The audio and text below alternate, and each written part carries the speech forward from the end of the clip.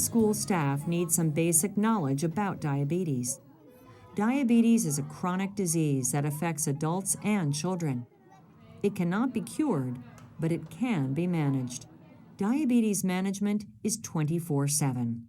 You have to time and balance your meals, exercise, insulin, or other diabetes medications, and monitor blood glucose levels. Generally, food, stress, illness, or injury can cause blood glucose levels to go up.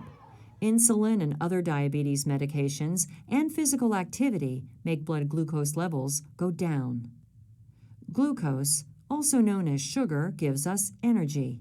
Glucose comes from food, especially carbohydrates. It's carried from the blood into cells in the body by a hormone called insulin. People with type 1 diabetes don't make insulin, while people with type 2 diabetes don't make enough insulin, and/or the insulin does not work properly. With type 1 diabetes, which used to be called juvenile diabetes, the immune system is involved. For some reason, the body destroys cells in the pancreas that make insulin. This type of diabetes is called type 1 diabetes, and it is when there is no insulin being produced by the pancreas. It's the most common type in children and adolescents. The treatment for type 1 diabetes is maintaining blood glucose levels with a balance of food, physical activity, and insulin. In type 2 diabetes, the pancreas doesn't produce enough insulin, or the insulin being produced isn't helping glucose enter the cells. Type 2 used to be referred to as adult-onset diabetes, but is increasingly being seen in younger people. Inactivity and being overweight are risk factors for type 2 diabetes, so exercise and good nutrition are important to prevent and treat type 2 diabetes in youth.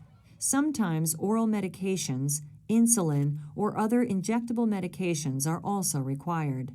But whether it's type 1 or type 2 diabetes, the problem is the same. The body's own insulin isn't doing what it needs to do to move glucose from the blood to the cells where it can be used as energy.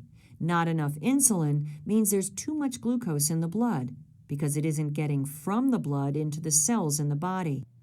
This is known as hyperglycemia or high blood glucose. Too much insulin can cause the opposite problem, hypoglycemia or low blood glucose. Diabetes management is all about keeping blood glucose levels in a safe range, not too high, but not too low either. This means having access to the necessary tools, like a blood glucose meter, insulin, food, glucagon, and sometimes other diabetes medications, and to the school nurse and school diabetes team, which can include teachers, the principal, school secretary, cafeteria workers, and others, in order to maintain the proper balance. For the student's diabetes needs, a plan should be documented in the student's diabetes medical management plan, which includes physician's orders for the student in the school setting and other written care plans, and distributed to the school diabetes team.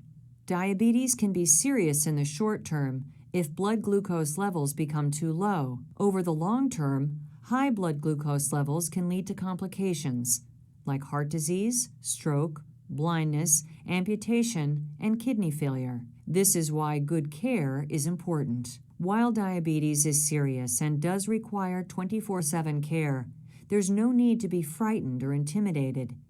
The needs of the student can be safely and easily met when the school diabetes team has been properly trained and works together.